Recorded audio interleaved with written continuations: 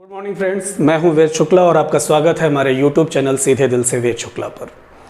हमने अपने चैनल पर सामान्य अध्ययन को लेकर के जो संकल्प व्यक्त किया है और जिसे लेकर हम आगे बढ़ रहे हैं, उसी श्रृंखला में आज हम एक नए टॉपिक को पढ़ेंगे। सबसे पहले तो हमने ये जाना कि सामान्य अध्ययन में पढ़ने पढ़ाने का अप्रोच तरीका क्या होगा, पढ़ना क्या होगा, और उसके बाद में हमने उसमें से एक सब्जेक्ट को उठा करके शुरुआत कर दी है। सब्जेक्ट है भारतीय संविधान एवं राज व्यवस्था। इससे पहले का जो हमारा वीडियो था वो इसी सब्जेक्ट के 5 यूनिट में बांटने के बाद, सिलेबस डिसाइड करने के बाद यूनिट 1 के पहले टॉपिक का था, जिसका नाम था देसी रियासतों का एकीकरण। आज हम एक दूसरा टॉपिक स्टार्ट कर रहे हैं जिसका नाम है संविधान सभा। लेकिन इसके पहले कि हम इस टॉपिक को लेकर आगे बढ़ें, सबसे अहम बात यह है कि इस टॉपिक की विभिन्न एग्जाम्स में भूमिका क्या है, यानी एग्जाम के नज़रिए से, क्वेश्चन के नज़रिए से इस टॉपिक की अहमियत को परखना। तो जान लेते हैं कि इस टॉपिक का एग्जाम में क्या रोल होगा। पिछले 15 सालों के पेपर एनालिसिस के बाद हम ये कह सकते हैं कि संविधान सभा से जो प्रश्न आए हैं किसी न किसी एग्जाम में, वो क्या है, ज़रा देखिए।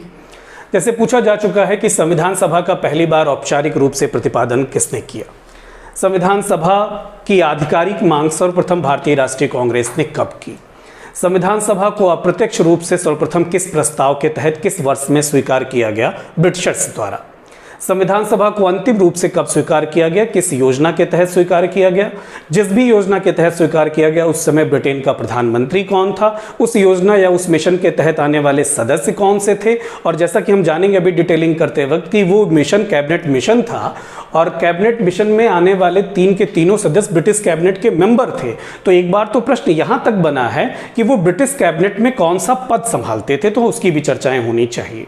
इतना ही नहीं बल्कि संविधान सभा के गठन की प्रक्रिया में क्रिप्स प्रस्ताव की भूमिका, और फिर क्रिप्स प्रस्ताव का भारतीय इंटरेक्शन, इतना ही नहीं बल्कि बेवेल योजना, शिमला सम्मेलन का संविधान सभा में रोल, ऐसे तमाम प्रश्न यहाँ से बनते रहते हैं। संविधान सभा को फाइनली जब बनाया गया तो किस प्रस्ताव के तहत बनाया गया, वो प्रमुख प्रस्ताव कौन से हैं, वहाँ से भी प्रश्न बनते हैं। कुल कितने सदस्य होने थे, ब्रिटिश प्रांतों से कितने, देसी रियासतों से कितने, चीफ कमिश्नर के प्रांतों से कितने, संविधान सभा की पहली बैठक कब हुई, अस्थायी अध्यक्ष कौन हुआ, अस्थायी अध्यक्ष के चुनाव का आधार क्या था, अस्थायी अध्यक्ष के चुनाव का आधार किस देश से प्रेरित है, बड़ा अच्छा क्वेश्चन था, ये भी पूछा जा चुका है। संविधान सभा का अस्थायी अध्यक्ष कौन हुआ, कब हुआ, संविधान सभा में उद्देश्य प्रस्ताव किसने प्रस्तुत किया, कब प्रस्तुत किया, संविधान सभा में प्रस्तुत उद्देश्य प्रस्ताव कब स्वीकृत हुए, संविधान सभा के गठन की प्रक्रिया में तमाम छोटी छोटी समितियां बनाई गई थी, उन महत्वपूर्ण समितियों और उनके अध्यक्ष से भी प्रश्न हैं। जैसे झंडा समिति का अध्यक्ष कौन, रियासत समिति का अध्यक्ष कौन, नियम समिति का अध्यक्ष कौन, मौलिक अधिकार एवं अल्पसंख्यक परामर्श समिति का अध्यक्ष कौन, संचालन समिति का अध्यक्ष कौन, अल्पसंख्यक उप समिति का अध्यक्ष कौन, मौलिक अधिकार उप समिति का अध्यक्ष कौन, और इसी में से एक समिति थी जिसका नाम था प्रारूप समिति, सबसे इंपॉर्टेंट समिति, बड़ा रोल था, जिसके अध्यक्ष डॉक्टर भीमराव अंबेडकर थे। चूंकि इस समिति का रोल ज़्यादा था इसलिए यहाँ अध्यक्ष ही नहीं बल्कि यहाँ से सदस्यों से भी प्रश्न बनते हैं। अध्यक्ष को छोड़कर 6 सदस्य थे, वो सदस्य कौन से थे ये भी जानने का प्रयास कभी न कभी किसी न किसी एग्जाम में किया गया है। ना सिर्फ इतना बल्कि 2 सदस्य ऐसे भी हैं जो किसी को रिप्लेस करके आए हैं, तो किसकी जगह पर कौन आया ये भी प्रश्न का विषय है।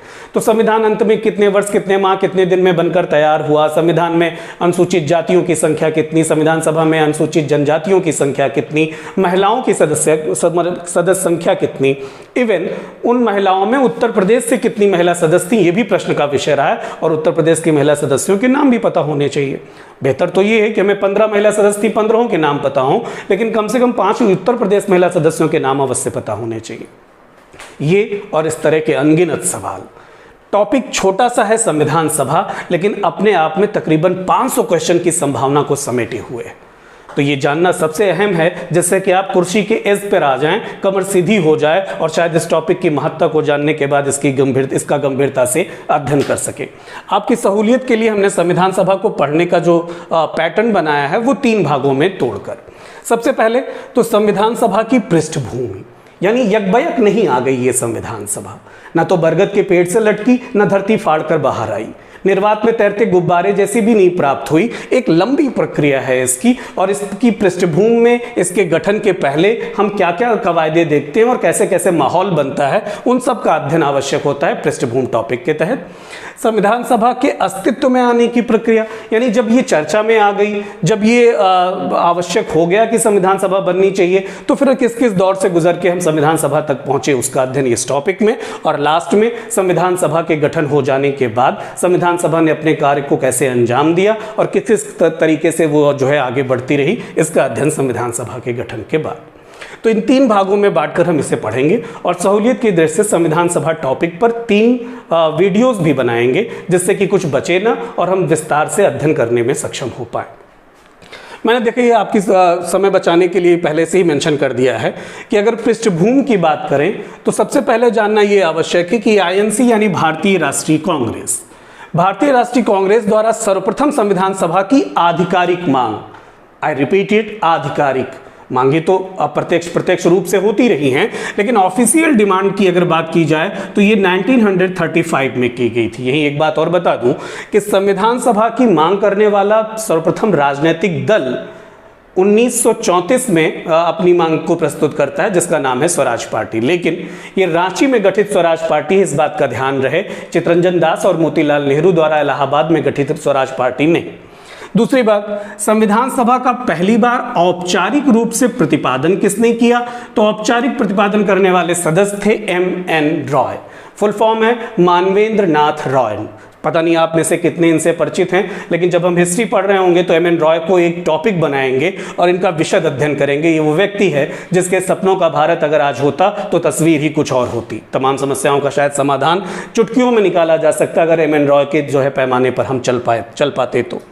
फिर संविधान सभा की समय समय पर मांग तो भारतीयों द्वारा की जा रही थी, लेकिन पहली बार ब्रिटिश सरकार ने संविधान सभा की इस मांग को अप्रत्यक्ष रूप से, आई रिपीट इट, इनडायरेक्टली, अप्रत्यक्ष रूप से कब स्वीकारा, तो जवाब होगा 1940। और किस प्रस्ताव में, तो जवाब है अगस्त प्रस्ताव। याद रहे, तो संविधान सभा की अप्रत्यक्ष मांग की स्वीकृति 1940 में, और किस प्रस्ताव के तहत, अगस्त प्रस्ताव के तहत। संविधान सभा के गठन में हमें 3 प्रस्ताव भी देखने, जैसे क्रिप्स प्रस्ताव, बेवेल योजना और कैबिनेट मिशन। तो अगर मैं आपसे कहूं कि संविधान सभा का गठन, क्रिप्स प्रस्ताव की भूमिका देख लेते हैं। सबसे पहले तो ये जान लीजिए कि क्रिप्स प्रस्ताव में स्टैफोर्ड क्रिप्स के नेतृत्व में यह मिशन भारत आया था, स्टैफोर्ड क्रिप्स। और क्यों? द्वितीय विश्व युद्ध के बाद जापान की बढ़ती ताकत से जो है घबराकर, सहम कर अमेरिका ने ये दबाव बनाया ब्रिटिश सरकार पर कि भारत के साथ जो है एक पैचअप किया जाए और भारतीयों को संतुष्ट करने का प्रयास किया जाए, जिससे कि उनकी मदद हम द्वितीय विश्व युद्ध में हासिल कर सकें, इतनी बड़ी जनसंख्या का समर्थन, भारतीयों का नैतिक समर्थन हासिल कर सकें। और ये तभी होता जब ब्रिटिश सरकार को लेकर के भारतीय अपने मन में सॉफ्ट कॉर्नर डेवलप कर पाते। और इसी मकसद और इसी उद्देश्य की पूर्ति के लिए स्टैफोर्ड क्रिप्स के नेतृत्व में क्रिप्स प्रस्ताव को भारत भेजा गया था। देखिए, इतिहास की दृष्टि से देखेंगे तो यहां से प्रश्नों की संख्या बढ़ जाएगी। जैसे सबसे पहले क्रिप्स प्रस्ताव से वार्ता करने वाले भारतीय राष्ट्रीय कांग्रेस के आधिकारिक वार्ताकार कौन थे? बढ़िया प्रश्न है कि क्रिप्स प्रस्ताव में वार्ता करने वाले आईएनसी के आधिकारिक वार्ताकार कौन हैं? तो 2 हैं, एक मौलाना अबुल कलाम आजाद और दूसरा पंडित जवाहरलाल नेहरू। तो अभी हमने जाना कि एक प्रश्न जो बनता है कि क्रिप्स प्रस्ताव से वार्ता करने वाले कांग्रेस के आधिकारिक वार्ताकार कौन, तो वो है मौलाना अबुल कलाम आजाद और पंडित जवाहरलाल नेहरू। दूसरा, इस क्रिप्स प्रस्ताव ने अपने उद्देश्यों की पूर्ति के लिए, यानी अपना हित साधने की दृष्टि के लिए, इन्होंने एक प्रलोभन दिया भारतीयों को, लेकिन उसमें दम नहीं था। इन्होंने कहा कि द्वितीय विश्व युद्ध के बाद संविधान सभा का गठन किया जाएगा। द्वितीय विश्व युद्ध के बाद तमाम बातें कही थी, उनमें से मैं इसी एक बात को उठाता हूं क्योंकि जो डायरेक्टली संविधान सभा से रिलेट करती है। और आपको लगता है कि उस वक्त भारत में जो माहौल है 1942 में, ये स्थिति है, भारत छोड़ो आंदोलन का माहौल बन रहा है, लोग अब वायलेंट हो चुके हैं और अपनी मांगे मुखर रूप से रखते हैं। आपको लगता है कि इस तरह के प्रलोभन में आएंगे या इस तरह के किसी आश्वासन में भारतीय आएंगे? बिल्कुल नहीं आएंगे।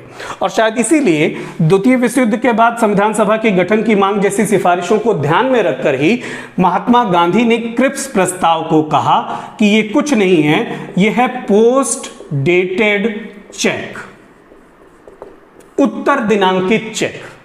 यानी मिलेगा जरूर कुछ ना कुछ, पर कब? द्वितीय विश्व युद्ध के बाद। मिलेगा भी कि नहीं मिलेगा इसकी गारंटी नहीं है, अभी सिर्फ एक जो है आश्वासन है। और इसी आश्वासन से जो है महात्मा गांधी ने आक्रोशित होकर के इसे कहा कि ये पोस्ट डेटेड चेक था।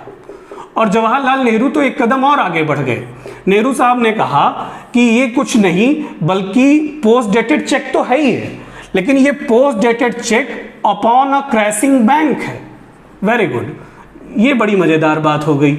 इन्होंने कहा कि जो खुद ही डूब रहे हैं, जो खुद ही जो है जिनका बहुत दिन भारत में टेंट नहीं रह सकता, उनको उखाड़ना ही पड़ेगा, वो कहते हैं कि हम आपको ये देंगे वो देंगे। तो ये बात ऐसी लगती है जैसे post dated cheque upon a crashing bank, यानी एक टूटती हुई बैंक के नाम पोस्ट डेटेड चेक। दोनों बातें याद रहें। मैंने कहा क्रिप्स प्रस्ताव से रिलेटेड ही कुछ बातें हैं जो अहम हो जाती हैं। सबसे पहले क्रिप्स प्रस्ताव का संबंध किस वर्ष से? 1942 से। क्रिप्स प्रस्ताव का संबंध किस व्यक्ति से? स्टैफोर्ड क्रिप्स से। क्रिप्स प्रस्ताव से वार्ता करने वाले कांग्रेस के आधिकारिक वार्ताकार कौन? तो मौलाना अबुल कलाम आजाद और पंडित जवाहरलाल नेहरू। निम्नलिखित में से किस व्यक्ति ने क्रिप्स प्रस्ताव को पोस्ट डेटेड चेक कहा? तो महात्मा गांधी। किस व्यक्ति ने क्रिप्स प्रस्ताव को post dated cheque upon a crashing bank कहा? तो जवाहरलाल नेहरू। ये बातें स्पष्ट हो जाएं। तो ये तो था क्रिप्स प्रस्ताव। फिर हम देखते हैं बेवेल योजना। 1943 में लॉर्ड बेवेल भारत के वायसराय बने और 1945 से संबंधित है बेवेल योजना। घुमा फिराकर इस बेवेल योजना में भी कुछ और नहीं बल्कि यही कहा गया कि सेकेंड वर्ल्ड वॉर के बाद जो है स्थिति जैसी रहेगी उसमें हम भारत के संविधान सभा के गठन के पर विचार करेंगे। हाँ, एक अच्छी बात इन्होंने इशारे में देखी गई यहाँ पर। इन्होंने कहा कि निर्वाचित लोगों द्वारा संविधान सभा का गठन किया जाएगा, यानी नॉमिनेटेड नहीं, इलेक्टेड। ये थोड़ा सा अच्छी बात थी। और इसी बेवेल योजना में इस बात का संकेत भी किया गया और प्रस्ताव भी किया गया कि एक शिमला सम्मेलन का आयोजन किया जाएगा और उस शिमला सम्मेलन में सर्वदलीय सम्मत बनाने का प्रयास किया जाएगा।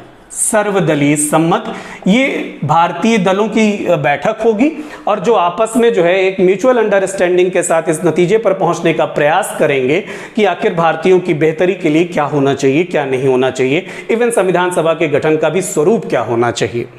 तो शिमला सम्मेलन का चूंकि इसमें ही प्रस्ताव कर दिया गया था, बेवेल योजना में ही, तो 1945 में अगला कदम है शिमला सम्मेलन। ये शिमला सम्मेलन अपने अंजाम तक ना पहुंच सका, जिसका अहम कारण है कि यह सर्वदलीय सम्मत कायम ही नहीं हुई। क्यों नहीं कायम हुई? क्योंकि इसी शिमला सम्मेलन में मोहम्मद अली जिन्ना ये मांग कर बैठे, I repeat it, Mohammad Ali Jinnah ये मांग कर बैठे कि मुस्लिमों का प्रतिनिधित्व मुस्लिम लीग ही करेगी। और आप जानते हैं कि इस बात को स्वीकार करके कांग्रेस जो है आधी आबादी यानी भारत के एक बड़े समुदाय पर से अपना जो है कैसे हटा लेती।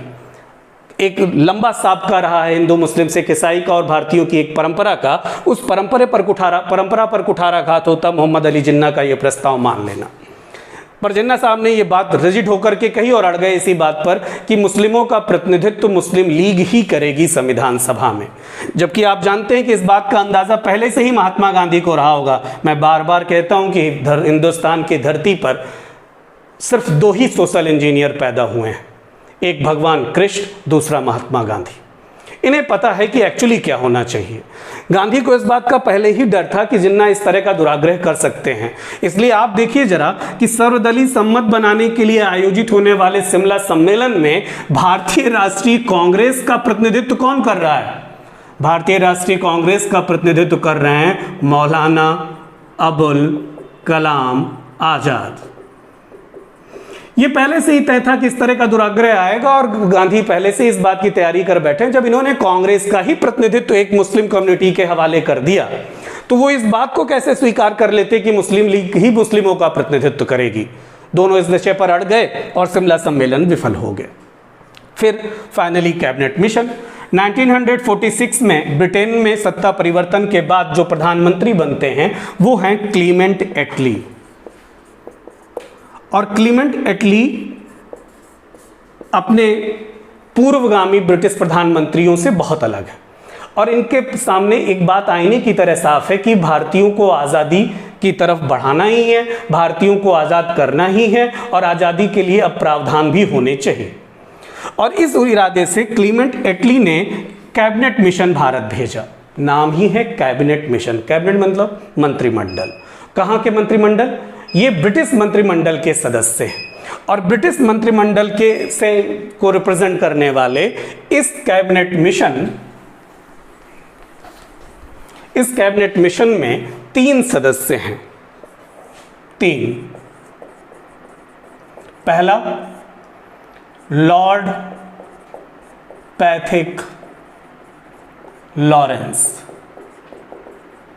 दूसरा AB अलेक्जेंडर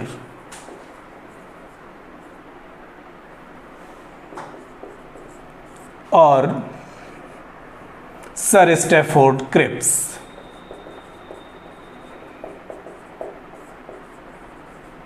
ये 3 ब्रिटिश कैबिनेट के मेंबर हैं। ये भेजे गए भारत। क्लीमेंट एटली के नेतृत्व में ये फैसला लिया गया और पूरी जिम्मेदारी से ये भारत आए हैं। इन्हें संविधान सभा के गठन का अब आधार तैयार कर ही देना है। लॉर्ड पैथिक लॉरेंस कौन है? ये उस समय भारत सचिव थे। जरा गौर से देखिएगा।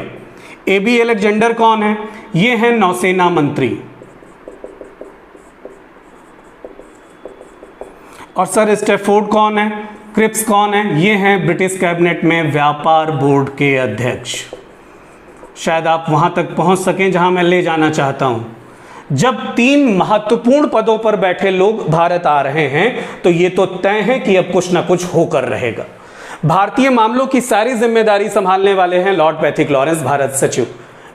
जब हम इतिहास पढ़ेंगे देखेंगे कि 1857 की क्रांति के बाद, 1857 की क्रांति के बाद 1858 के भारत शासन अधिनियम में पहली बार भारत सचिव पद का सृजन किया गया था और तब से भारत सचिव पद बराबर चला आ रहा है।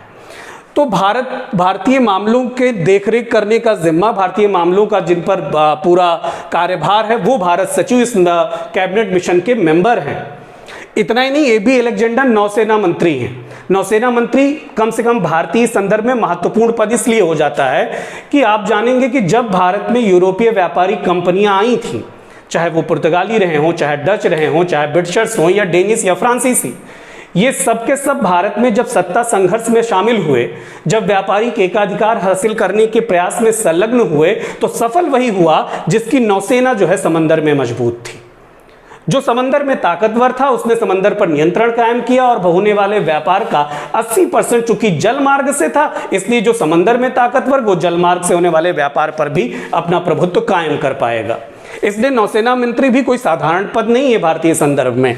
और फिर सर स्टैफोर्ड क्रिप्स व्यापार बोर्ड के अध्यक्ष। सारा मामला ही जो है पैसे का है, व्यापार का है, लाभ का है। तो 3 महत्वपूर्ण पदाधिकारी कैबिनेट मिशन के मेंबर हैं। यानी ये यहीं से संकेत मिलता है कि कुछ ना कुछ तो फैसला अब होकर रहेगा।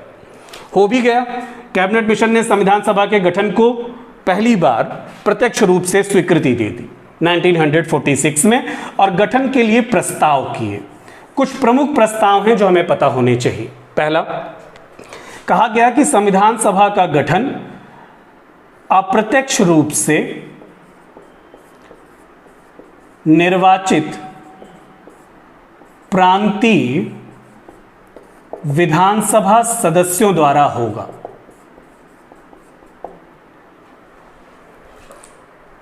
एक मिनट, मैं थोड़ा सा करेक्ट करूंगा इसको।